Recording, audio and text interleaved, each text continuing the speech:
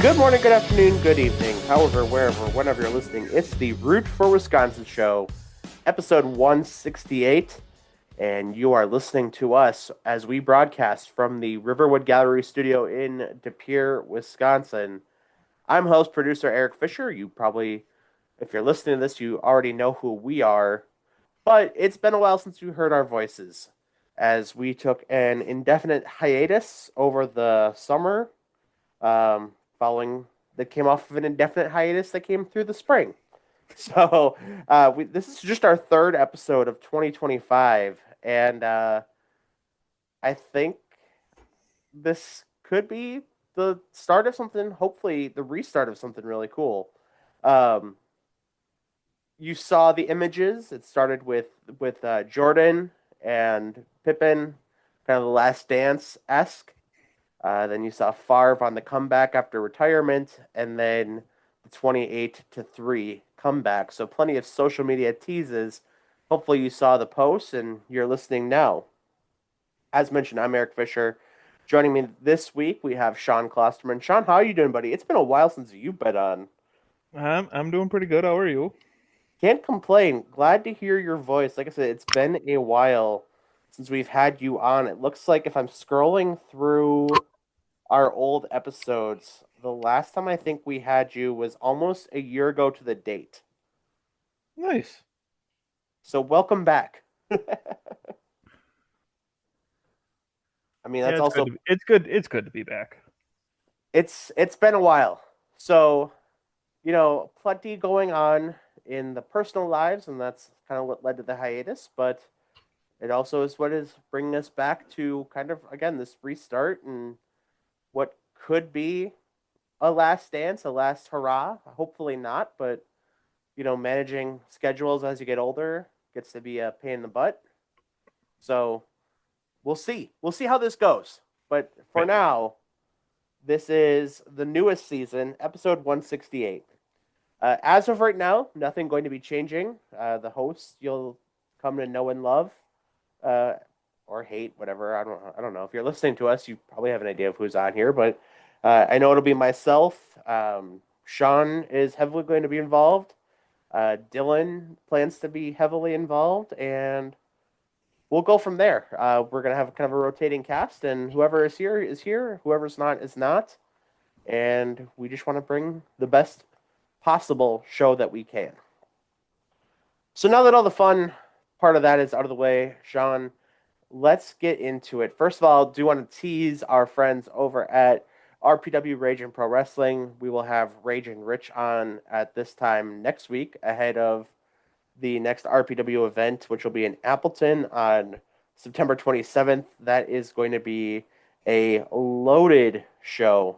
And if you don't have tickets already, I believe some general admissions still being sold, but it is few and far between to get your tickets for RPW Destiny 6, I think. Can't really. The heads are in the way of, or Destiny 5. It's Destiny 5. RPW Destiny 5, Saturday, September 27th, at the Champion Center in Appleton. So if you are interested, some tickets are still available, but we'll talk to Rich about that next week. You've heard my voice plenty. You've only heard a little bit of Sean. Sean, why don't you lead us off with what you had rooted for in the last year? In the last year, Well, minus a week. It was September 26th is the last update uh, episode that we had you on. I don't even know what I've been rooting for the last year. To be completely honest with you, Well, how about as of late? What's been going on with you as of late? nothing too crazy. Really, just been living life, and that's been about it. Yeah, I guess since we last recorded, it is public enough info now. And I guess we both say that we're both uncles. Uh, Mm-hmm. Mark, Yep. my biological Sean's unofficially adopted brother. Him and his wife Hannah had their firstborn baby going on what 2 weeks ago, 3 weeks ago. I think three. Yeah. So congrats to them, a healthy little baby girl. Um, going to leave it at that and respect their privacy on that. But if you're aware of who he is and he is part of our fantasy league in the Root for Wisconsin League, be sure to give him a congratulations. Beyond that, yeah, it's been a fun, I guess, for my sake, a fun 6 months. Another new dad on the Root for Wisconsin family, Ramsey. Him and Mel had their baby. I guess that happened after we or before we had our 2 episodes this year. So we'll mention that though too. So yeah, that's just kind of living life, going through that, and I gotta be honest, Sean. I have many more negatives that need to be voiced than positives. There's been so many positives in the world of sports that I think we'll probably talk about throughout this episode. Um, so without further ado, we go from the positives to the negatives, and we go with our Tyler Hero Noogie of the week. And Sean, I'll let you lead off because, like I said, I know I've got probably two or three that I can go on, but I'll give you the floor first. All right. I'm gonna go. My first one. I'm gonna go with Jerry Jones for giving up on Micah Parsons this quickly, and of course letting the Packers get him for pretty much a steal of draft capital and Kenny Clark, and just shows what he's already done for us already, and that's gonna be my first one. Yeah, that's a great one to go with. I mean, it's benefited the Packers immensely. I guess I kind of want to actually turn that into a root for. I want to root for Jerry Jones for being an idiot Oh yeah, you and could do that and too.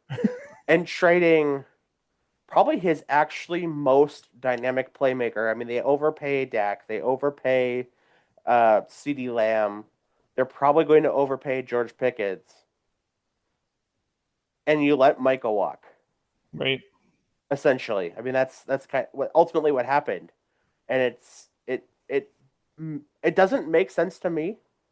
I mean, the guy impacts really all aspects of the game, other than I guess special teams, but even Mm-hmm. to that impact, like there, you can make the argument that he's still impacting that side of the ball too. Yep.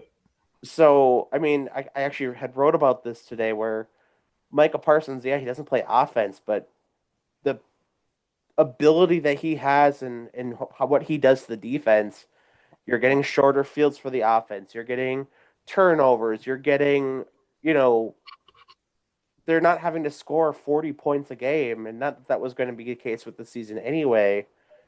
But you're not going to give up 30, 40 points most games with his impact. And he's going to make Rashawn Gary better. He's going to make Lucas Van Ness better. And that's going to make the rest of the defense better. It's going to lead to interceptions like we saw in week one with Evan Williams. So I can't understand it from his side, but I'm happy that he did it. Right. Any other Another. noogies? Uh, any other noogies? I think I'm gonna go WWE, Really? and this is gonna be a weird one for you. I'm all ears. I think because they're selling out to Saudi Arabia right now, Okay. and because WrestleMania is going there in what 27 now, Yes. So it'll be WrestleMania 43. and I don't understand why they're doing it, and it's just all for money is what I'm thinking. So I'm giving them a noogie too. You know what? That's fair. I didn't think I necessarily would have put them into the noogie category. I'm all about, make the money that you can. But at the same time, I do agree with you in that side of things too. Is the thing that makes pro wrestling awesome is that it's supposed to be for the fans and almost kind of by the fans. Like you don't want to see too much gimmicky stuff. I mean, that's what kind of led to the AEW being what it is now. But Mm-hmm. yeah, it's you have to find a balance, and I know personally speaking, the way that things have been going with ticket prices, even it almost prices the average person out of being able to go to even like Monday Night Raw. Yeah, yeah, they're getting pretty crazy, especially now with going to Netflix and going to ESPN. I mean, me and my dad went when it was in Green Bay. What was that? April? No, I think it was June. in June. Yeah. Yeah, June. And we paid. like $120 for a seat per seat, and they were nice seats, but they weren't anything crazy. Yeah. And I mean that's plenty to go to a thing like that. Well, and by comparison, and granted, the test of time marches on, but when we went, my dad, my brother, and I went to our first WWE event. It was Monday Night Raw, 2009. So I mean, we're talking 14 years ago. So you expect some jump. Our tickets for kind of comparable to where you were sitting, I think we were a little bit higher up, were $27 each. Yeah. So that's a $100 jump over 14 years. Yeah. And for what it's worth, even looking back, I want to say in 2021 when we went to just a live event down in Hmm. Milwaukee, I Yep. think those tickets were 50, $60 each. Yeah. So it's not just a TKO problem, but I don't think they're helping. No, I don't think so either. And I know that, like Saudi Arabia and all these other places like Vegas for WrestleMania this coming year are basically handing TKO a blank check and say, "Hey, do what you want." Right. But yeah, it's just tough as a fan to, when you go from, I guess, even kind of putting this in that perspective, you go from the PG era where it was basically designed for kids, and now you're pricing kids and families out. Right. Yeah, that's definitely noogie worthy. I can get on board with that. And I really haven't looked into any AEW ticket prices to, compare to anything, but I can only imagine that they're got to be comparable, I would think, but maybe they're not. I could not tell you. I really could not tell you. Any other noogies you want to get off your chest? No, I think I'm good. I think that's all I got. All right. Well, I got a couple. First and foremost, I have to say that. By the way, AEW tickets right now for an event in Pittsburgh for AEW Dynamite are looking about $35 a ticket Hmm. for Yeah, see Ticketmaster. that's cheap. So that's where you want to be. Anyway, so I've got a couple. First of all, I want to give a massive noogie within the sports world here to Ashton Genty, who has significantly let me down in fantasy football. And I know, the old saying is nobody cares what your fantasy football team but you. But the fact that we have a Root for Wisconsin podcast league, and I'm pretty sure I have him in that league as well, Yep. he has been a certified bum. And Mm-hmm. to be honest with you, it's not really his doing. No. It's the fact that the rest of his team is awful. And then Pete Like, Carroll's not a very good coach. yeah. So it's not his doing. So maybe this is on the ESPN rankings and whatnot, but I am just beside myself as I struggled to get in my four leagues this year. I'm down to four, but I struggled to get to 1-1 in almost all of my leagues. I am 0-2 in two of them. I'm 1-1 in another one, and I'm 2-0 in another one. Yep. The one that I'm 2-0 in makes no sense to me how I am 2-0, but I will gladly take it. Like, I don't think I've been projected to win a single game in that league going into Thursday Night Football. But again, I will happily take it. Yeah, it's Yeah. just it's been a frustrating struggle. So Ashton Genty gets one. So how many of those teams do you have Ash and Genty on then? Two. Two teams? Okay. And the teams I have him on, one is 1-1. Actually, I take that back. Both of those teams are 0-2. Those are my 0-2 teams. Uh, that's funny. Now I'm mad again. Good. You know what? I'm gonna solely blame it on him. I don't know if that's right or wrong, but it's what I'm going to do. So, Well, uh, seeing as he was your top pick, probably in both drafts, so Yeah, that's the joy, and I think I've said this before, but I will go on record once again saying that I hate picking in the middle of a round. Yeah, Like if I'm not picking first overall, I want to be last. right. Because And I really like that this year. picking in that middle, like our Rupert Wisconsin League is a 12 team league, picking in that like 4 to 10 range is awful. Hmm. And I will go to my grave saying that. In a 10-team league from picks 4 through 9, just it's all terrible. Yeah, I'd agree with you with that. And I think part of that is because when you pick first or you pick 10th or 12th, whatever the, situation is, A, you get the snake pick, which is always nice. Hmm. But B, it kind of gives you a chance to be able to deal with wild cards.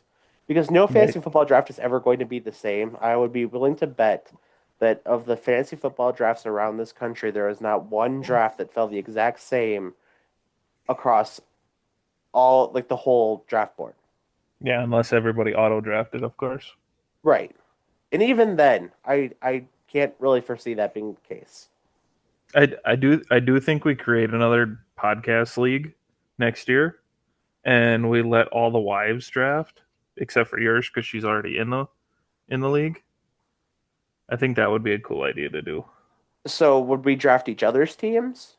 No, you Or we would would be you. I don't know. We could have who could we have? We could have like your mom and Kelly do your team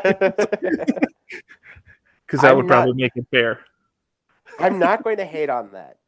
No, that'd be something different to do. In fact, I don't even think we need another league for that. I think that's what we do next year. That's what we do next year. Yeah, as commissioner, I have that power. Oh, do you now? Well, I can say I do. We Who know who knows runs. if anybody listens? We know who runs your house. You have no power. You're right in the household. You're not right in this league because I'm the only one that has the power to do it. So anyway, so that's my first noogie, and that's really the only sports one that I have. Mm, My that's other surprising. one, my other one, Sean, you have heard this before, but I am in a war that I didn't know I was in. And I only bring this up, like I was actually not going to bring this up, but it took an interesting turn today, and I had to laugh because it was so uniquely funny to me that I had to bring it up. So I am in a war over a parking spot at my apartment complex. Oh, okay. The thing. I'm gonna jump in here. I don't understand how you can be in a war in a park with a parking spot when you don't leave your house when you work from home. It See, just doesn't make sense in my head, and no, I but think everybody can that's understand that. that is part of why it's so frustrating. Because anytime that I do leave my house, whether it be to go, grocery shopping, or if I have to like run an errand during my lunch break, or if, I have like the high school football games on Fridays or the Packer show on Wednesdays. So, I mean, I do leave. It's not like I sit at home 24/7. Yeah, you do. Don't lie to me. But that's what makes this so frustrating. So, our apartment complex is kind of in a unique area of De Pere. And Sean, you've been here enough where you can attest to this. Hmm. The residencies of who lives here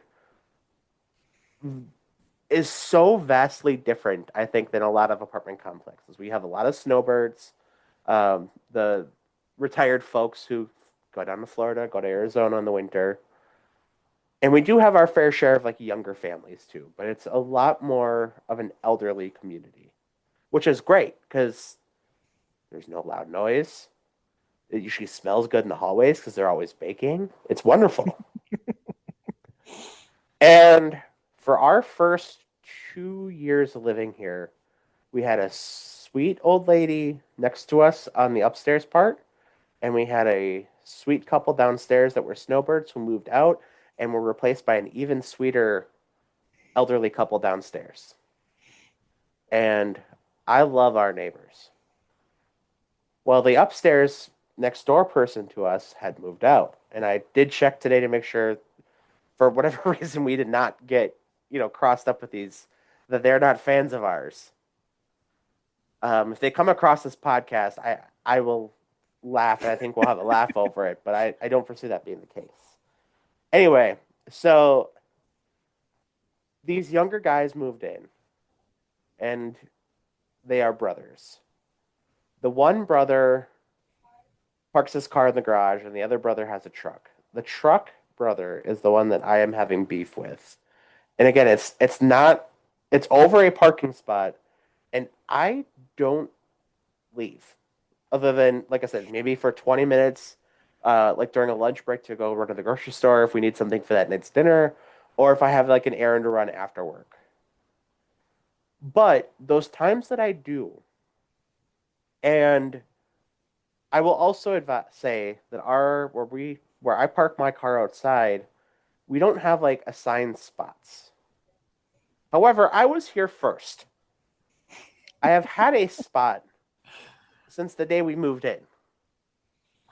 It has unofficially been where my black Malibu car is. Well, I come home sometimes and if I leave and he's not there and I come back, his truck is in my unassigned spot. And this has been going on and on for a while. And I actually, I want to give him an ounce of credit here because what happened today made me really bring this back up because it's actually been pretty quiet on this front for the last couple of weeks. But what happened today?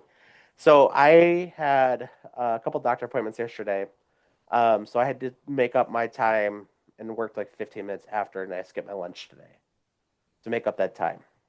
So I worked 15 minutes after, and then I had to run to the store tonight. And at 4:15, I clocked out. And as I was walking down the stairs and about to get in my car, the neighbor got home and parked his truck and was walking in as I was about to get in my car. I half expected, and this is what I would have done, and I'm probably in the wrong here because I'm probably the bad guy here. I fully expected his truck to be in that spot when I got back home. To his credit, it was not. I can honestly say that I probably would have parked, went and checked our mailbox, made sure they left, and then probably moved my car over. Of course. Because that's where we're at. So between that and a really odd situation with groceries that got delivered here that weren't either of ours, and it caused some tension in the early going. It's been a very cordial, respectful relationship, but just like a very passive aggressive battle for a parking spot like 10 feet from each other. But I want to go on record saying, like I said, the beef I have here is that, again, I was here first. You fall in line with the customs of where you move in. Does it say your name on your parking spot? It doesn't, but it should. Are you gonna put your name on your parking spot? I'm half tempted to. Are you? I'm half tempted to. I won't because I think that would probably lead to bigger issues with the management company. Ah. But there is some temptation to do it. And I will also add, like I said, maybe this could be on me because, like I said, if it was up to me, if it was me in like the other shoes and I was just getting home, I am for sure moving my car over and reclaiming that spot. But again, This is all in your head. I don't think it is Yes, it is. because otherwise, I think that he would just park where he normally parks on that far side of that little square. I think there's a very passive aggressive war going. I don't know. And let me ask you this. Had I got home and his truck was in that spot, would you agree that there was a battle? No. You still wouldn't. If he would have walked inside and then moved his car over, or came back outside and moved his car over in the course of that 20, 30 minutes I was gone. No, because you just said you would do it yourself. I understand that, but what I'm saying is, would So you? you're the bad guy. But what I'm asking you specifically is, had that occurred, would you agree that it's not in my head that there is a battle? No, it's all in your head. All right. Well, I can see we're not getting anywhere productive with this. I Yeah, stand by it, though. it's okay. All right. Well, that leads us to Oh, the. that's all you got for noogies? I was real fired up about that parking spot one. Oh man. That one got me probably more than it should have. And like I said, that one was the one that really. Actually, I'll take that back. I do have one more. I have one more, and this one is going to be sounding really odd. So, Sean, as you are also aware, and our listeners are also aware, I do have some resident haters on Twitter/X. Kevin King. I wasn't even referring to him. I'm talking about like the the Milwaukee folks. Yeah. I am a little upset with them because they actually went away. And That's because GB kind of sucked at basketball this year. well, yeah, but like the one the one guy said he was going to delete his account if Milwaukee didn't win the conference tournament or the NCAA tournament, which ended up happening. So he had to delete his account, and to my knowledge, has not made one because I've not gotten any notifications saying awful things about me. And you're disappointed in this. A little bit. I think it's kind of weak. I had higher expectations of them, if I'm being honest with you. Because that would be something that you would do? No, I would never go to the point of creating a burner account so I can make fun of people on the internet. I actually have never done that, and I never will. Okay. I'll believe it How, when I see however, it. if someone is going to do that, I think you have to commit to the bit and keep it going. I maybe you don't think just you just back maybe you down. got busy. I don't think you just back down because the other person's team sucks. In fact, I think that gives you more reason to go. No, I That's don't think so. fair enough, but yeah, that's my other noogie.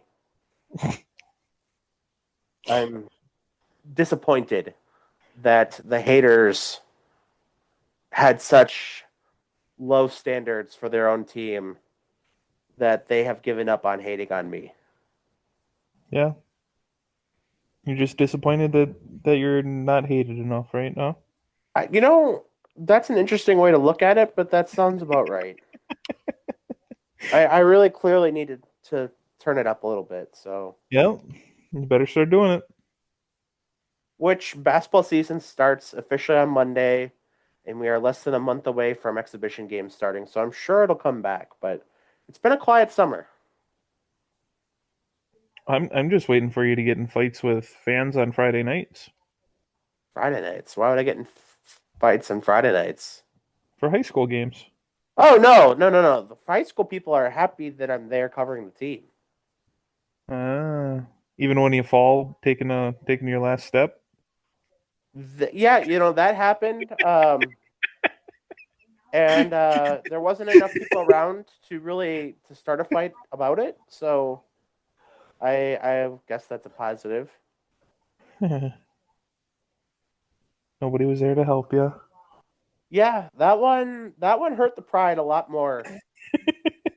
But I don't think it was noogie worthy in any element. No? No, it was just kind of one of those, slickish night.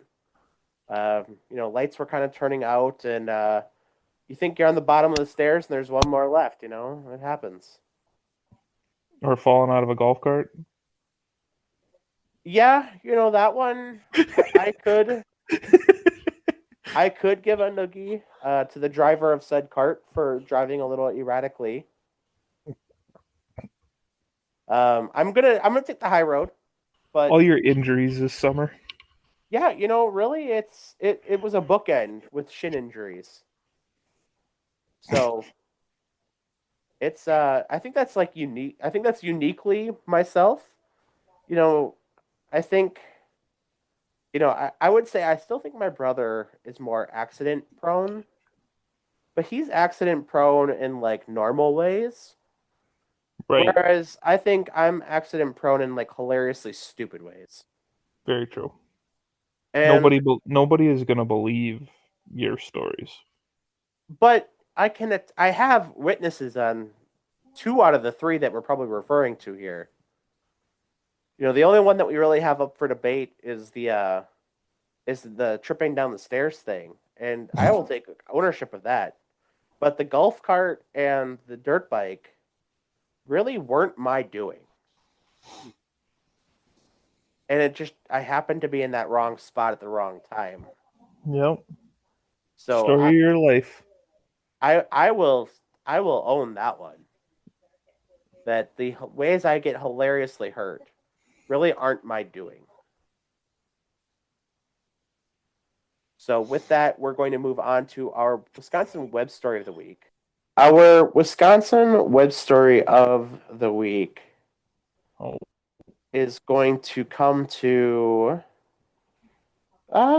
let's go with this. Sean, as you know, it is, or may know, I don't know if you know this, but as you may know, it is Oktoberfest weekend around a lot of cities of the states. mm-hmm. Uh, Big one obviously is out in La Crosse, but here in Green Bay, it'll also be the Lorelei in Green Bay or De Pere. So there will be that one going on. It turns 20, Oktoberfest, 20 years celebrations with beer, homemade torts, and the retirement party of one of the party's planners. So it is a 73-year-old bar on their 20th anniversary of Oktoberfest, and that's really about the extent of the story, but it'll be the last one for one of the creators of it. But Oktoberfest this weekend, a proud Wisconsin and German holiday of drinking enormous amounts of beer. And if I'm being honest with you, I'm actually kind of excited for it this year. Really? I think the plan currently is to make a brief appearance at that in some capacity on Saturday. We went to the Lorelei last year, and it was an absolute blast. So be Nice. up there.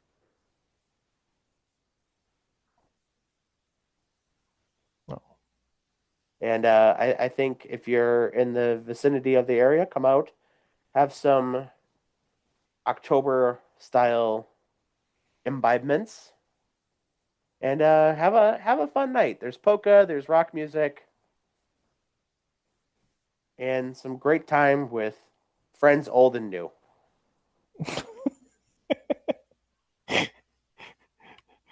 oh man. All right. What do you got on that? And have a great time with friends, old and new. Yeah, well, most people always end up making friends at a social event to that impact. Yeah. Not everybody's like a media professional and likes to tell everybody that they are like you, so That's after many Oktoberfest style beers. I don't know if we're gonna get to that point. Ideally, we would not, but no? you got to give the people what they want. Exactly. And sometimes, Sean, sometimes they don't know what they want. And Have to give it to them anyway. sometimes they're an Uber driver and have no choice. Yeah, and then you feel guilty about it. And you tip better later. Sometimes. Not always, but Did you really tip? sometimes. Did you really tip him better? Yeah, when I figured out what happened the next day. I didn't know that. I had no recollection of that occurring. Oh, that's funny. I remember getting in the Uber. I remember driving a really weird way to get here. I don't remember anything about what was said. Don't remember any of the conversation during it. No, Huh, that's funny. I'm still honestly shocked we even took the Uber. Last thing I really have like a really firm grasp on was sitting at the Tundra Lodge bar after the wedding with my cousins and my aunt. Yep. Everything after that is a coin flip. Did we get food at some point? No. Really? No. Huh. All Yeah, right then. that was after I ripped my pants. Oh, that's right. See, it wasn't all just me that night, by the way. Yeah, but I didn't tell everybody I ripped my pants. Like somebody told everybody he was a media professional. Well, you, I don't think you had to. I'll add that. I have not ripped my pants publicly in over 10 years.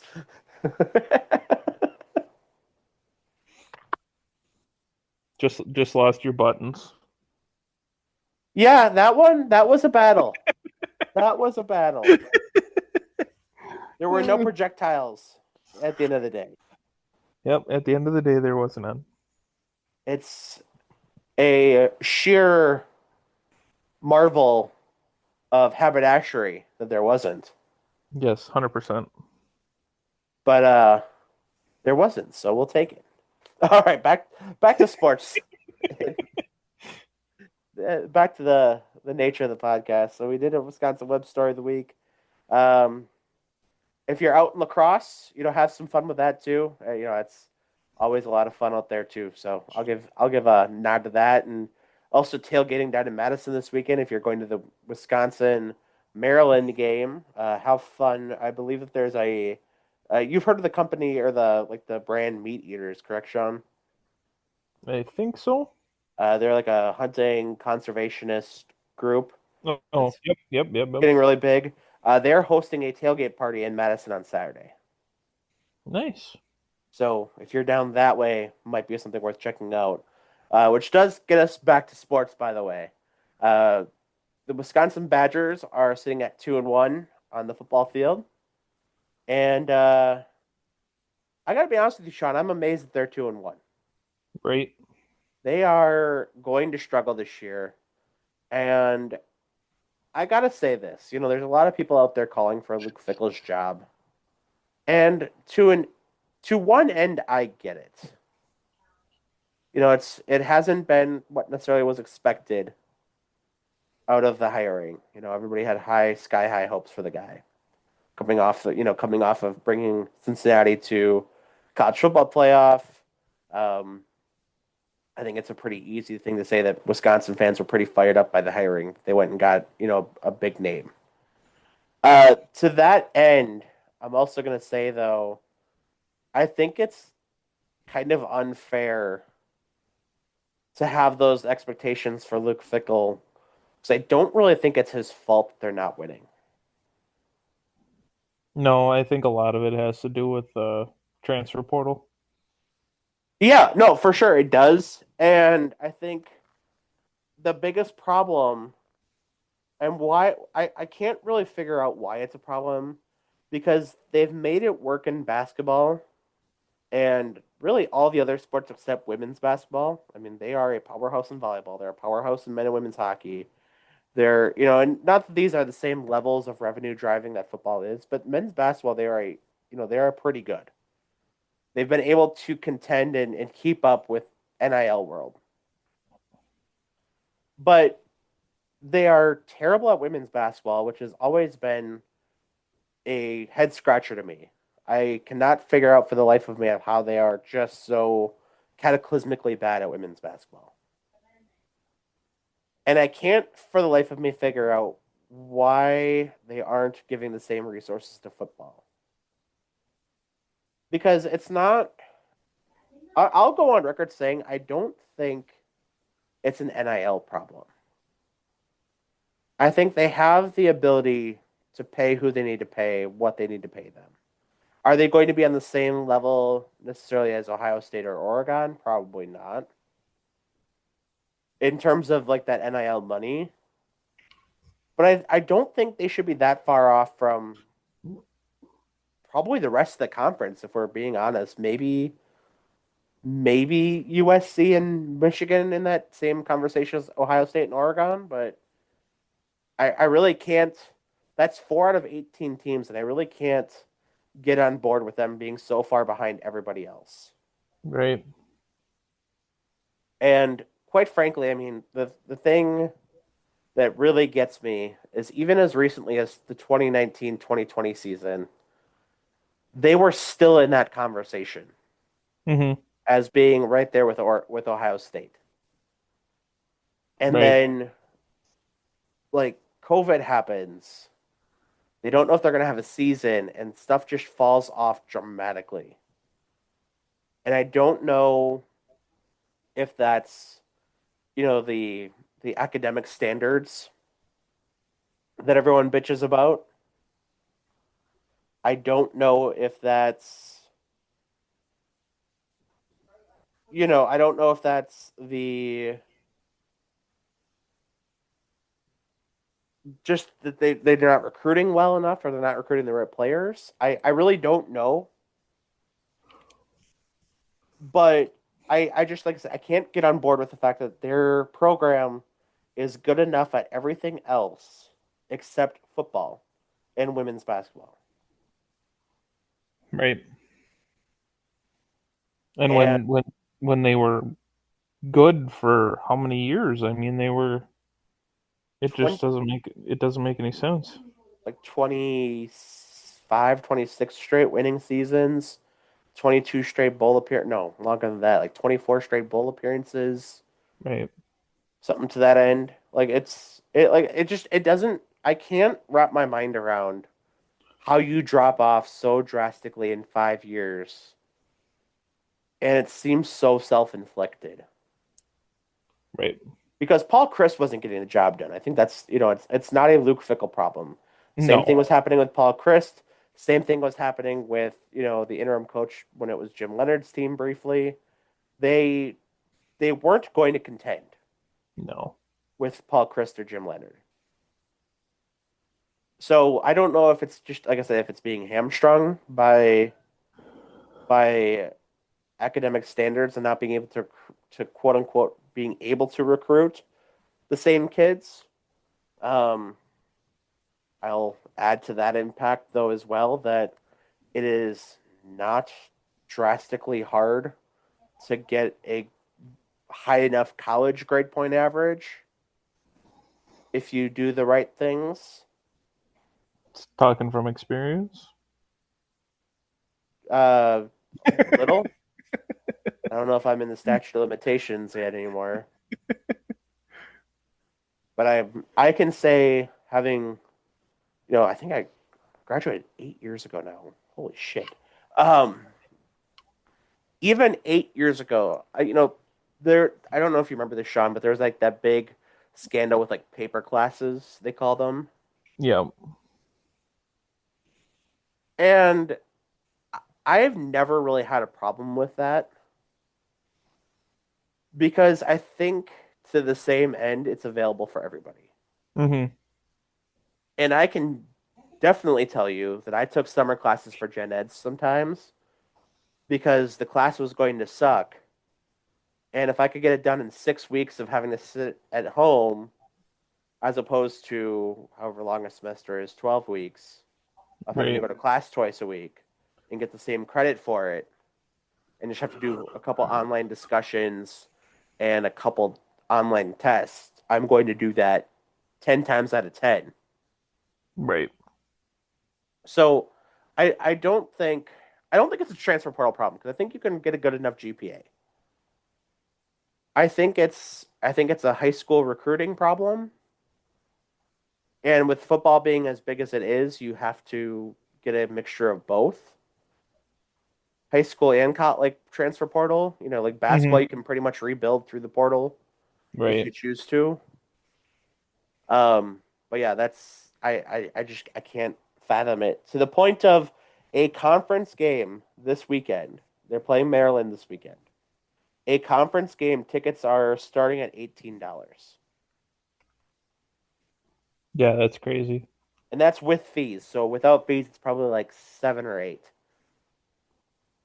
I have bought tickets for on the day of a game for less than $5 to Yeah. go watch the Badger game. So Yeah. I mean, Camp Randall, you have a gorgeous venue. You have an awesome atmosphere in a good, if not one of the greatest college cities. Right. You have alumni that between the medical field and the pro athletes, I can't imagine they're not making money and a very proud donor base. I don't understand where it's falling short.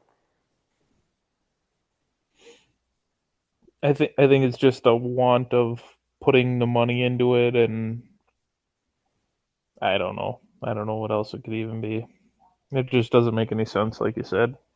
And to be honest with you, I think the other thing that really gets me is that there has been an emphasis within the athletic program of Wisconsin, specifically Madison, to go out and win. Like I said, they won a national championship within the last 5 years in for sure volleyball and women's hockey. And I want to say they might have been playing for one in men's hockey in that 5 year window.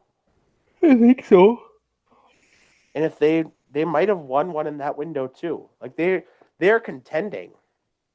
This is a basketball program that has been a top 10 throughout the season.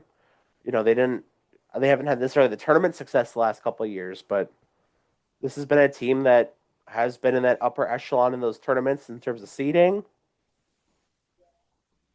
And there's just, like I said, it's two sports that they just can't for the life of them get back on track. I mean, women's basketball's been terrible there for a long Yeah, time. forever. Yeah, I forever. uh I don't think it's up for debate that the best women's basketball program in the state resides here in Green Bay. Hmm. Maybe Marquette, depending on the year, but the best women's basketball team in the state is going to be Green Bay for the foreseeable future. Right. Um, I actually just had a conversation with Coach K this week ahead of preview week for Horizon Roundtable, and she got me fired up for this season. They are going to be so good again. I can't. I told one of the other guys, one of the other staff writers, and our women's basketball editor, I don't foresee Green Bay not winning the Horizon League outright with men or women's side in season and regular and conference tournament, barring probably about it have and I'm knock on wood, but it would take something majorly drastic, and it would probably take a couple things majorly drastic to happen. So I think the men's team is going to be better. Had Oh, a well, can't really get much worse. No, that is accurate. I will be the first to say I think they were better than what the record was last year, but I also don't. I mean, they had their fair share of struggles, and I think the nature of mid-major basketball, I think you're going to struggle to see teams significantly above 500 outside of like the conference. Right. Like, I don't think you're going to see many um, like above 500 non-conference teams. So it's really about doing what you can in that 20 some odd game conference schedule and getting, Yeah. a couple, I don't want to say because this backfired on Green Bay, but a couple nobody use, a couple cupcake teams. You have to get a couple wins over teams that you're supposed to beat. And if you can get one over kind of a coin flip game, I think you're in good shape. Right. But I the agree with you there. reality, the reality of mid-major basketball is to make any money. so that you can invest within your program and kind of continue, you have to go take on the opponents that you have probably a good feeling you're going to get your ass kicked, and that's Right. okay. Like that's always kind of been the case, and I think it's going to continue being the case, and I don't think it's a bad thing because you have to have those games on your schedule. A, for the money aspect, and B, you have to get your guys views. You know, either whether it be for the transfer portal. I think there's a reality to mid-major basketball where, especially on the men's side, but also kind of becoming more and more on the women's side, that you have to get exposure to your players because I think the mid majors and even some of the high majors are kind of becoming turnstiles where if Mhm. you want to help out your players to the best of your ability as a coach, I think that involves that you know that some guys aren't going to come back the next season. Right. And at first, it was just the one and dones going to the draft, but I think to that end, it's the same thing with the portal, and I don't think it's a bad thing either. No, I agree. I agree with you with basketball portal is a little bit better. Speaking of the basketball portal, I didn't really realize this, but since the dawn of the transfer portal, which has been I think 3 or 4 years now, the Green Bay women's team is one of five. I think it's in men and women's basketball, but it might be just women's basketball. But for reference sake, in Division 1 basketball, there's 364 teams in Division 1 basketball. For sure on the women's side, but it might be across men and women's. The Green Bay women are one of just five teams that have not had a transfer out Hmm? in the portal window, Nice. which is, I think, an incredible nod to the culture of the Green Bay way. Right. So that's just kind of a preview on what I talked about with Coach K this week and ahead of the Horizon Roundtable preview week. We did get media passes for this show, so we will have continuing Green Bay basketball coverage between myself and one of our podcast mates throughout the college basketball season. Shauna. Shauna, Sean, Dylan, Ramsey, eventually Justin.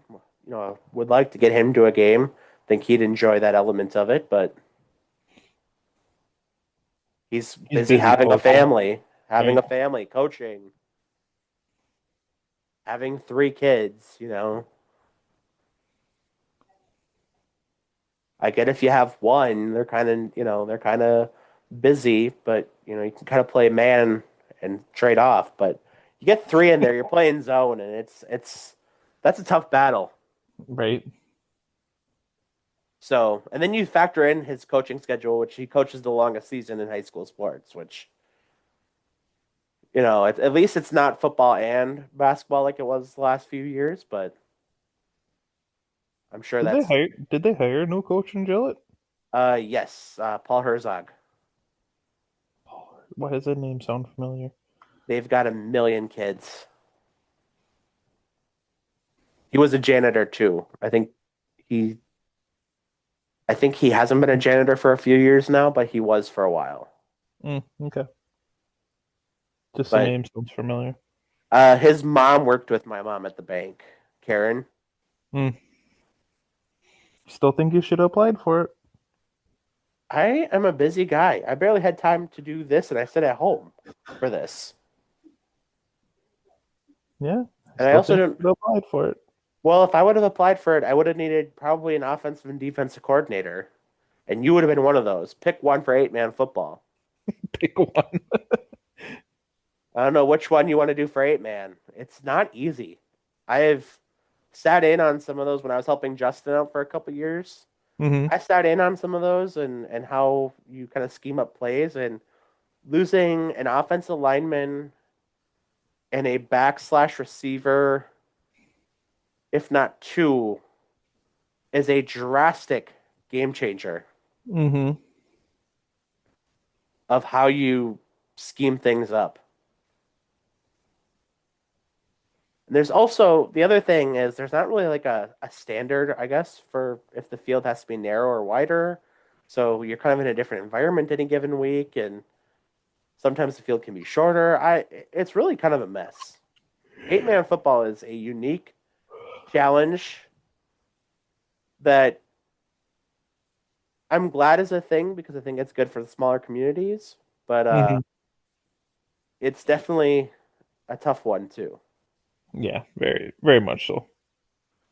Also, I'm glad you brought this up because I'm kind of fired up again now too. So this is a retro noogie. Retro noogie? Yeah, I forgot that this was after the last episode that we recorded. I want to give a noogie to anybody who thinks that the shot clock needs to be in high school basketball. I can Okay. see.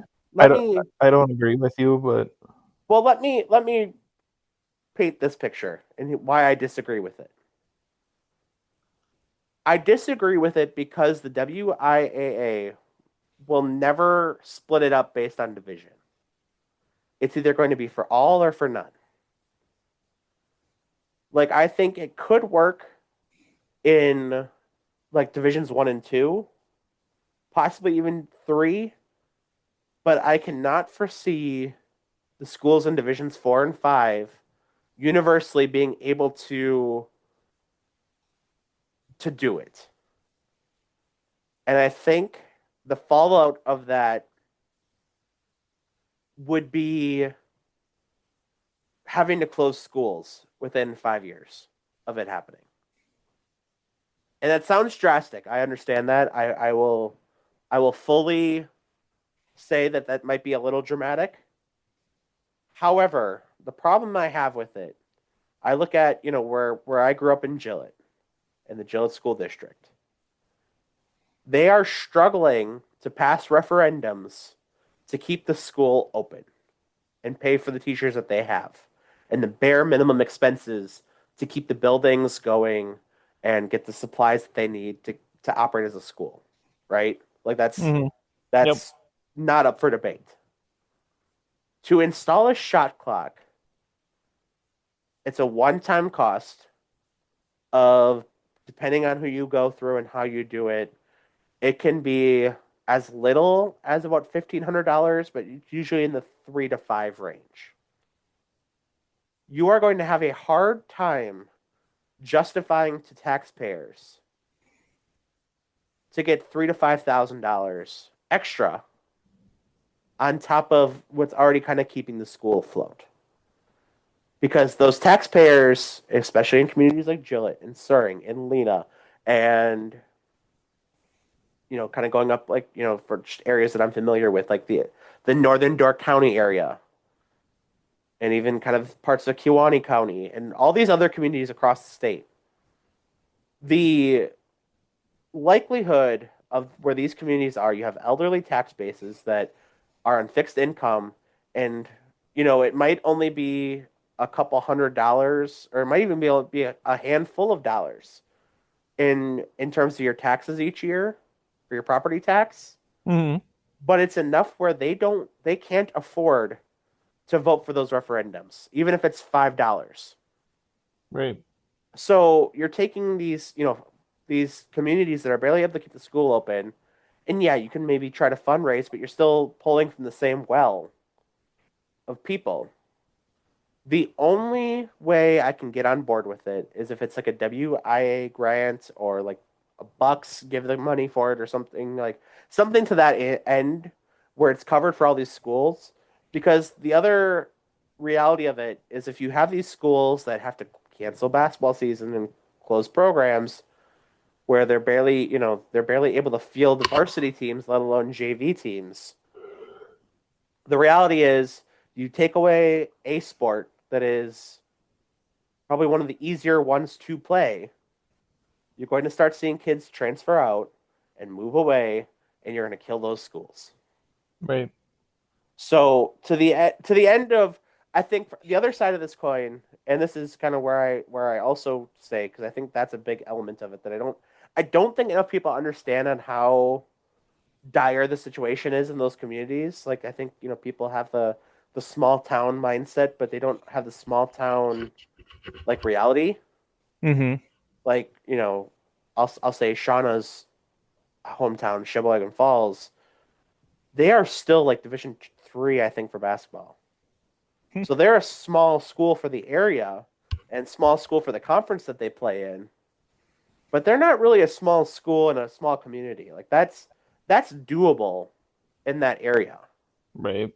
But when you get into those Gillett and Suring and Lena and Sevastopol and Gibraltar and Algoma and Florence and pick insert school here, it's a drastically different situation. But I'll also add from a strictly basketball standpoint, the amount of times that having been calling basketball games pretty regularly for the last 2 or 3 years, I cannot name a single game where I think a shot clock would have been warranted. Because the other side of this is you're probably going to go 35, 40 seconds Mm-hmm. for a high school shot clock. I think it'd probably be about 40.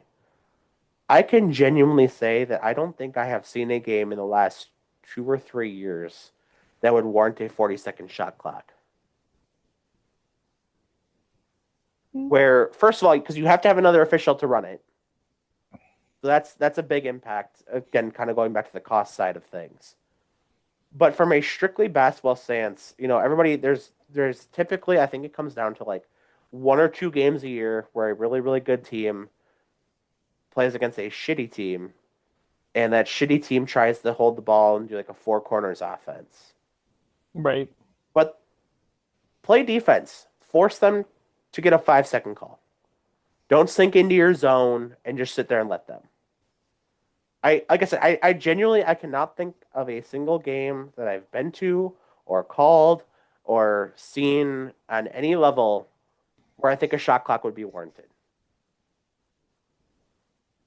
I think it's an overreaction for maybe 2 or 3 games a season across the state that have an impact where that can happen. And even then, I think the better team probably should still prevail and just, again, show that you're better, show that you're more athletic, go play defense. Right. Makes sense. Do you have any counters? Did I miss anything? I don't think so. Did I talk you into getting against the shot clock? Maybe. I'll take that. I'll take that. That's a big opinion sway for you, Sean. Maybe. I still think Again, it'd be nice on some things, but like you're saying on other if they would split it in divisions 1 and 2 and possibly even three, I'd be okay with it. I think it'd be yeah. really interesting. I think, these are the schools that are most likely to have a college recruit that has to adjust Right. to the game anyway. But I'll Right. also say to kind of counter that is that the way that AAU and travel ball and kind of the extracurriculars of the season, you have opportunities to do that anyway. Like it's not like you're missing out on it. So I don't think that's really a great argument for it either. Like I don't think players on like the Wisconsin Illinois border or the Wisconsin Minnesota, and I don't even know if these states have it, but like states people that might be on the border, I don't think are going to other states to play high school basketball because they don't have a shot clock. I think Right. the players who are good enough to even be in that conversation are playing AAU and getting that experience if they want it. Yeah, I'll But give you that. again, I mean, if it would be paid for in some sort of grant or Right. something, then by all means, like if that's where things are heading, and I think it's actually at this point, I think that it's the majority of high school states have it around the country, or it's close to half. I get that that's kind of where it's going, that we have a kind of a professionalization of high school sports, and it's trickled from pros to college, now college into high school. I get all that, and I can get on board with that, but that's just kind of where I lose it. Is just that I don't really foresee the value of it from a cost standpoint, and that I don't think it makes better basketball. Yeah, I'll give you that. So yeah, that's my other noogie. I'm glad we got to go back to this because I was real fired up about this one in probably like June when the state voted on it. I think they passed, and this was kind of controversial, is they passed NIL measures for the high school level within Wisconsin, but they declined the shot clock. And all these like Milwaukee and Green Bay and bigger city people like freaked out, flipped the tit, but don't understand why it was people were so against it. So that's my TED talk on the whole thing. Okay. All right, moving on to two other aspects of the state of Wisconsin sports. So, Sean, that leaves us with Um, just the Brewers and the Packers. And I think in true Rupert, Wisconsin fashion, if we're going to keep this how we usually do, let's start with the Brewers. Brewers' best record in baseball, 93 and 59, knocking on the door of another NL Central title, have already clinched a playoff spot, magic number of 6 into tonight's action. By the time we're recording and this episode comes out, that could be as low as 4. yep. And I'll be honest with you, this has been a really fun season. Yeah, it really has. And it's been kind of one of those years where it started so shitty. Mm-hmm. And let me put this in perspective, I think, to this end. So ESPN's Bradford Doolittle wrote a piece, I think it came out yesterday, of the biggest successes and biggest failures of each of the 30 teams around baseball. And there's like 10 games left tonight after tonight. The Brewers' biggest success was Bryce Terang. I think you can probably make an argument for a couple players, but Bryce Terang probably gets the biggest nod. I think one of the biggest questions coming into the season was how do you replace Willie Adamas's average of 29 home runs a season? And I think him hitting 18 when he had only hit a combined 13 through his first 2 seasons. Sal Frelick fighting a little bit of power, hitting double digits and far surpassing his. I think he had a total of 5 or 6 at the big league level prior to this season. He's already doubled that career total just this season. I think definitely helps with that 29 home run gap. So I'd probably say that Terang is justified in the biggest success. Again, you could probably put Sal Frelick in there. You could probably put, the returns of Brandon Woodruff, their debut of Jacob Mizorowski, however you want to end up putting it. I don't think you'd have much of it. I don't think you'd have like much argument against you. But like Terang's a fair person to give that crown to, right? Right. The biggest failure of the Brewers actually made me laugh because it said it was literally reliever health with a question mark. Hmm. And the Bradford Doolittle, who wrote the thing, said, things have pretty much gone Milwaukee's way. So maybe the injury to Trevor McGill kind of puts things a little bit more in question. But Yeah, but he should he, be able to make it back before the end of the season, right? he was trending that way initially. He had a bullpen yesterday or Tuesday, that did not go great, and his return before the end of the regular season is up in question. Okay. Even still, you should get DL Hall back. You'll probably get Robert Gosser healthy, which he threw 2 innings shutout baseball, I think, yesterday. So he's probably closer than far away. And you got Nick Mears back in the bullpen. Yep. So when your biggest failure, quote unquote, of the season is a question mark, and the national media is going, yep, things went pretty much the Brewers' way in every capacity. We had the free burgers for the people who live in Milwaukee and Peshtigo for Yep. George Webb. But when that's the case, where you had that, you knocked on the door of it a couple times throughout the season. And again, probably you're on pace to break the all time franchise single season wins record. when I think you only need of this last, and counting tonight's game is 10 games. You need three. You can go 3-7 and still tie it. You can go 4-6 and still break the record. Yeah, but they got to be figuring on going for 100, don't they? Um, they had have to go 7-3, which is I think very doable. They've got the card. They've got one last game against the Angels tonight, which is currently a 0-0 tie. Did you They see the was it who's the starter tonight? Priester. Yeah, he struck six straight out to start the game. Mm-hmm. And he just had another strikeout to end the fourth. So he is dealing tonight. And that's another guy that we got for what? Absolutely nothing. Yeah, a minor leaguer. And So, so that kind of goes to my point though of, that's the conversation around a team now here in the midpoint of September, kind of towards the end of September. Uh, there were two groundouts to start the inning in the fourth, and then a strikeout. But other than that, he struck out. He's got 8 strikeouts now. Six, eight, nine. 9 strikeouts now through four. yeah.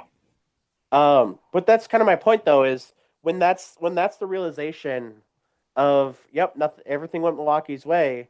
When you remember how bad this team was off injury wise at the pitching rotation, there was a point in this season where Freddie Peralta was the only healthy starter. Mm-hmm. I'll give you $1, Sean, if you can tell me without looking it up, who was the Brewers' home opener starter? Home opener? Yeah, home opener. Yeah. It Game 4 of the season. was it Quintana? No, he wasn't. Quintana missed the first, I Or think, did he two miss? series of the season. Yeah, I have no idea. It was Irvin Rodriguez. Hmm. And if you're wondering who the hell Irvin Rodriguez is, he got DFA'd, I think, in June. Hmm. At one point, so, Savali gets hurt. Cortez gets hurt. Like I said, the Brewers had one healthy starter that they go out, they go for trade for Quinn Priester, who sucked with the Pirates organization. Granted, they don't really develop good pitchers. Was so with the Red Sox organization, and they decide Brewers go, hey, we can fix him. Mm-hmm. Which in everything other than maybe Brewers pitching is never the mentality to have with anything.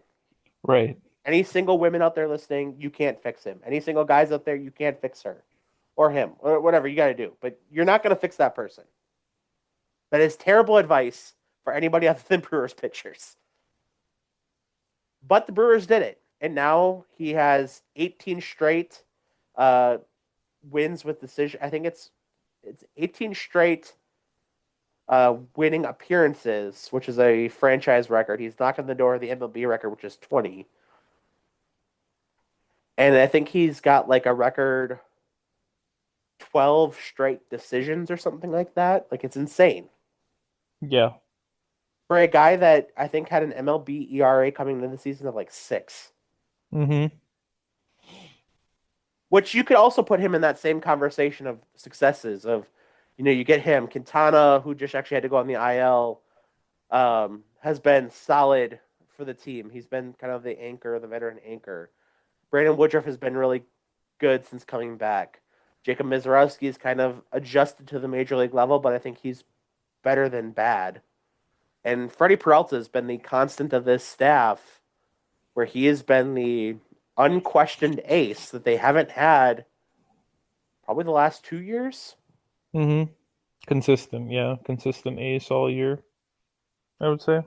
Yeah, for sure. And it's been an incredible season from that element where you're getting guys like Andrew Vaughn, who just hit a double as we're speaking, who was given up on by the organization. He was like a top 5 draft pick Mm-hmm. and got given up on by the White Sox. We trade Aaron Savali for him, who ended up getting traded to Chicago from the south side to the north side. And he's a Cub now, but you traded Aaron Savali, who was again solid.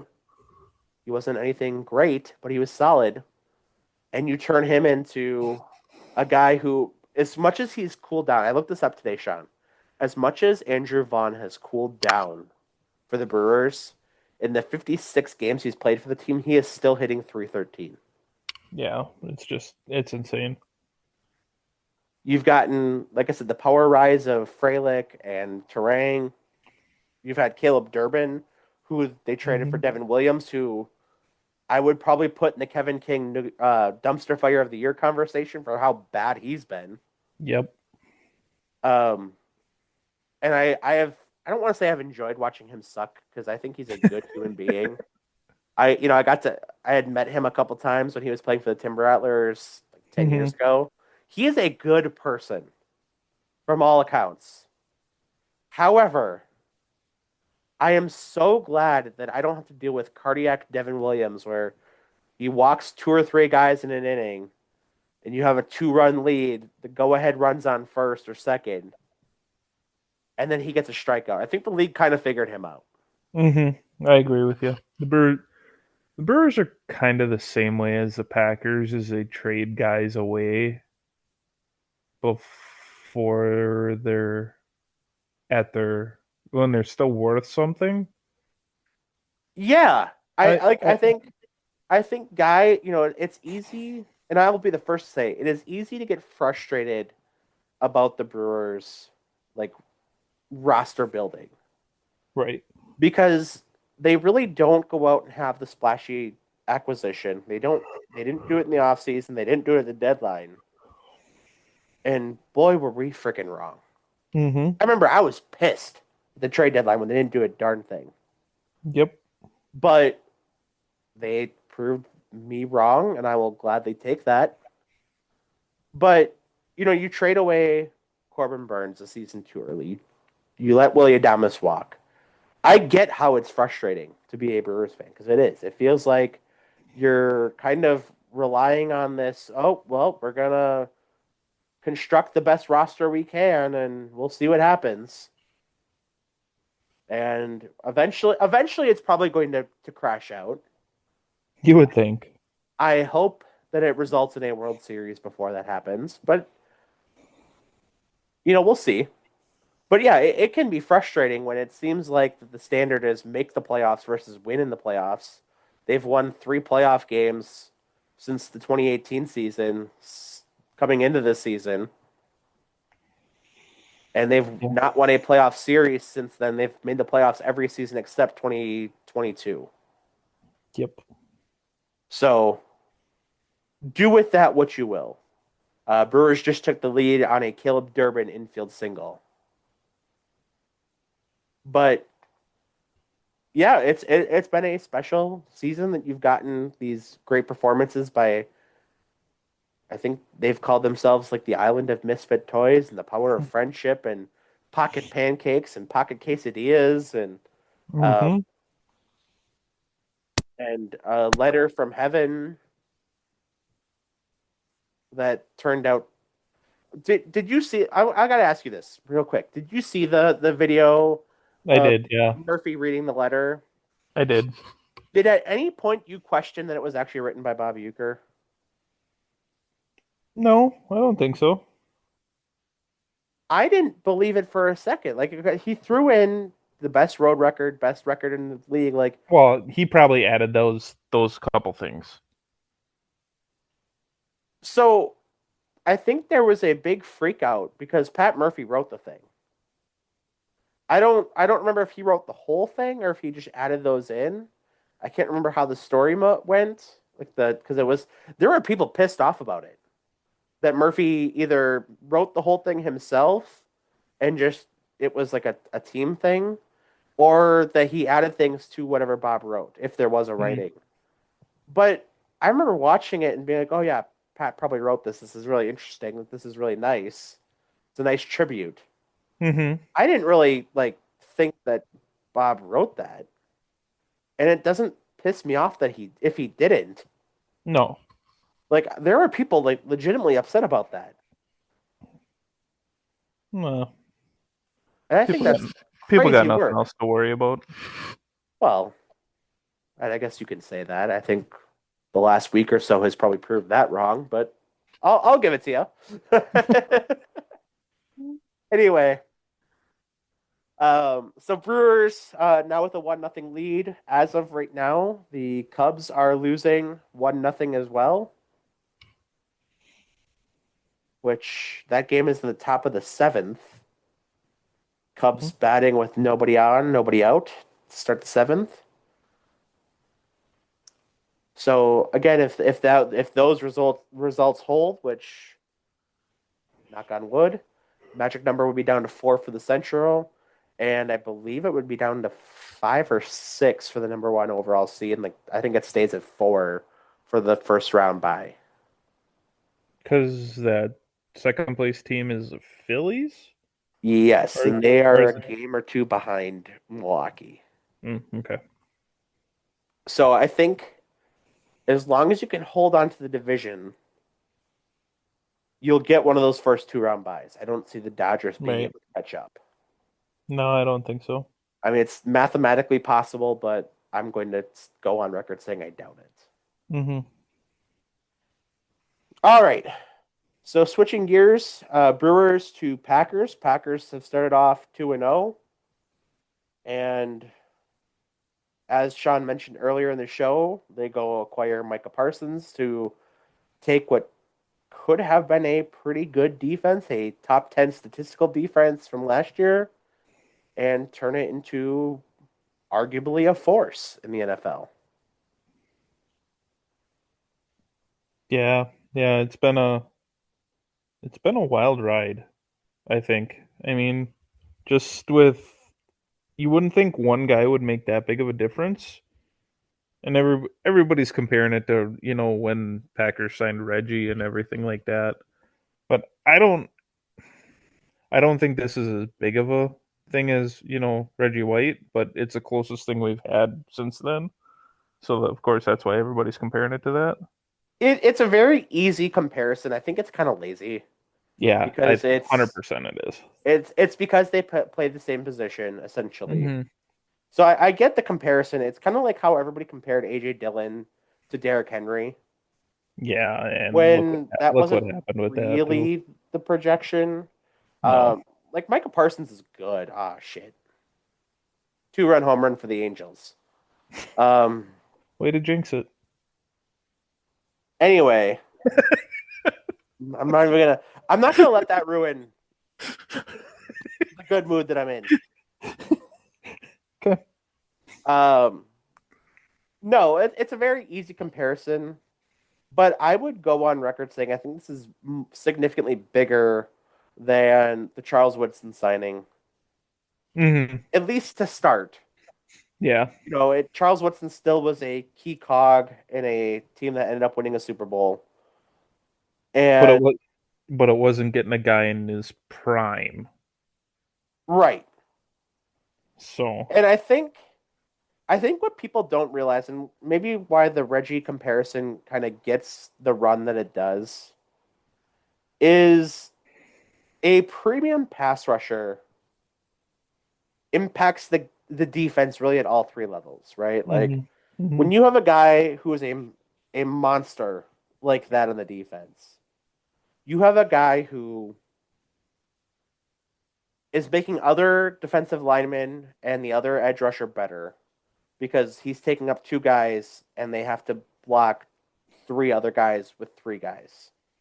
right. And if you are an NFL player, one of those 3 other guys, whether it be Rashawn Gary, Carl Brooks, um, Devontae Wyatt. Devontae Wyatt, Lucas Van Ness, who can play inside and out, one of those 3 guys should win a one-on-one matchup. Right. I cannot imagine really any of them losing too many of those, but Rashawn Gary is going to be a massive benefactor of this. hmm Lucas Van Ness has already proven to be a massive benefactor of this, and I think he was going to have a good season the way it was from everything that was said in camp about him. Right. But I don't think he was going to take off necessarily the way that he has. No. And I think he's learned so much in just what has it been, even a month? It's been 3 weeks. It was a Yeah, week before the season started. yeah. I mean, But just to just that learning from one of the best. So, to that same end, it impacts the linebackers, Quay Wyatt and or Quay Walker and Edrin Cooper. It makes them better because they can just come play downhill, and hmm, they're not really going to have to deal with offensive linemen at the second level too often right, because Micah Parsons is going to take up, you know, two guys, sometimes three guys. That right, happened against both the Commanders and the Lions, where he'd be triple teamed. So they're able to come downhill, play better. And, I think the biggest question for the second or with the defense was the secondary without Jair Alexander. which And which that trade looks like a great thing to happen. So, or cut, release, yeah. yeah. I'd still rather be paying him to be here as opposed to paying him not to be here, but I can get it. He's looked horrible for Baltimore. So, Yeah. Like I said, I can see the conversation. It's a little more clear now than it was 3 weeks ago. hmm, But I can still say, like I said, I think secondary was probably the biggest question mark for this team on the defensive end. And the secondary is going to benefit because they're not going to have to cover as long when you have Parsons and Van Ness and Gary and Wyatt and insert other player here crashing down. We saw it happen in week 1 where Evan Williams got the team interception. right, And that's going to continue happening. Like that's not going to be an anomaly. hmm, That's probably going to happen more and more. I am honestly expecting probably one or two interceptions this week against Cleveland. yeah. And If it Green if Green Bay doesn't get at least one, I'm going to be pissed. right, and it looks like they're so much faster. They're than even just off. Yes, I mean, it's been crazy to just watch. yes, It's like they're 100%. a step ahead of a step or two ahead of everybody. And part of that is having a aggressive defensive coordinator in Jeff Hafley. Hmm. It's not just the Michael Parsons effect, but when you have a guy who, nobody's ever questioned Micah Parsons' work ethic. Right. They questioned, maybe an injury or two, and they've questioned, um, the outside noise, which he has the podcast, which I could give two shits less about. Right. Players have radio shows, players make radio appearances. I don't care. He has a podcast. Yeah. I can personally tell you he's probably not doing the audio work. He's probably sitting down, talking for an hour, Hmm. calling it a night. Yep. This I can personally say this is not hard. Exactly. So I If don't we care. if we can do it, anybody can do it. Yes. But so to that end, like I said, I don't care. The guy has a high motor. That's been one of the things that's always been talked about, and it's contagious. Right. It's the Clay Matthews effect again. I Yeah, mean, for sure. Clay Matthews was one of those guys that you threw in on your third down. He didn't have to play the whole game. You could throw him in there and he'd somehow every time he'd make a play. Yeah. And that's who I would kind of compare Micah Parsons to more than Reggie, of course, but I we think didn't. that's fair comparing where the era of football was in the 90s to where it is now. I think Mm-hmm. that's a good comparison. Yeah, that's what I've been thinking at least. So, That's fair. That's definitely I can get on board with that. mm-hmm. So, Because but Pete Clay Matthews was a problem. oh, for sure. And the best part of this trade, and this is not in any shape or form a knock on Kenny Clark. I think Kenny Clark was a hell of a player for Green Bay. I think I would probably say his best football might have been behind him, but not by much. I think he's still going to be an impact player within the league. However, when it's only costing you two draft picks, Mm-hmm. which the other side of this coin, and why the Packers didn't get Khalil Mack a couple years ago was because the Raiders thought that they could get better draft capital from Chicago than they would from Green Bay. Right. So they trade him to Chicago instead of Green Bay, which Chicago makes the playoffs one of those seasons. They're a victim of the double doink, and they sucked after that. So I guess in the Mm-hmm. roundabout way, it ended up being right. Right. But when you're Green Bay, we're even on a kind of a down year. I'd say last year probably was as close to a down year for how Mm-hmm. well run Green Bay is. They're still picking 23rd, 24th, somewhere in that Yeah. vicinity. Yep. You're not going to get Micah Parsons at 24 in 2 years. No. Gosh, no. So I think that's an excellent trade. And again, I think it makes your team so much better in just about every single facet of the game because like I said, they're able to the offense doesn't have to be perfect. Jordan Love doesn't have to go out and score 40. Mm-hmm. There's all that hidden small value things. Special teams is going to have better field position to work with and hopefully not have a freaking holding penalty every time they go out. Right. I swear Jared Bush was on this freaking team the way that they're Mm-hmm. playing, but I think that's the impact. And if you would have told me even in July that the Packers would have started the season 2-0 playing against Washington and Detroit, granted at home, but playing against Washington and Detroit to start the season, I thought you were absolutely crazy. Mm-hmm. First of all, I would have thought that Jordan Love is probably on pace to be an MVP, Right. which he's looked. I think that's the other side of this coin is the offense has looked really good. Mm-hmm.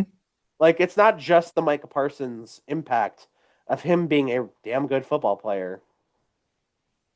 This is the impact of Jordan Love is healthy. Jordan Love is playing really good football. And I think I can honestly say I think the biggest thing is that Jordan Love is playing within himself in the offense. And I think that Washington game was a prime example of, he took a couple deep shots. They weren't necessarily there. Or, well, they were there, but he missed the throw. And that's going to happen. Mm-hmm. No one's got pinpoint accuracy at 40, 50 yards Right. when you're throwing air yards, that is. You can be better than some, and I would ideally like him to be a little bit better at that, but I'm not going to sit here and bitch about it too much. Right.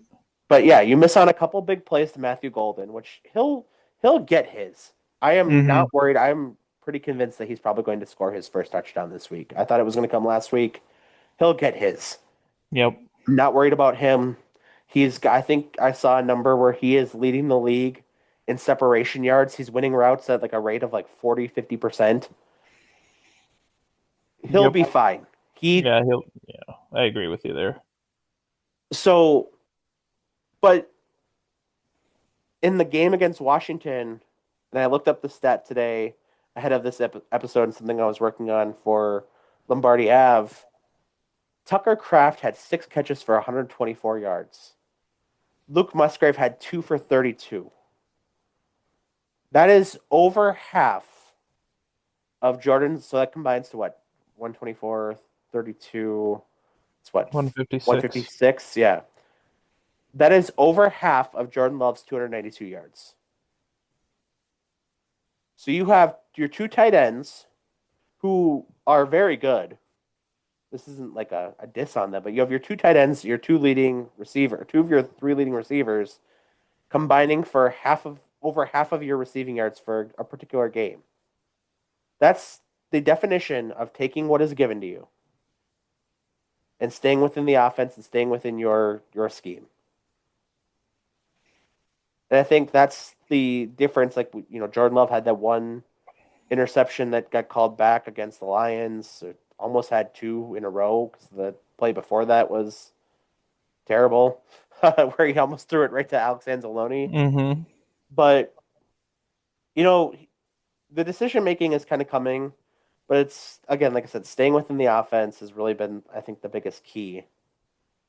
And I think going into Cleveland, I really can't foresee Cleveland offensively or defensively keeping up.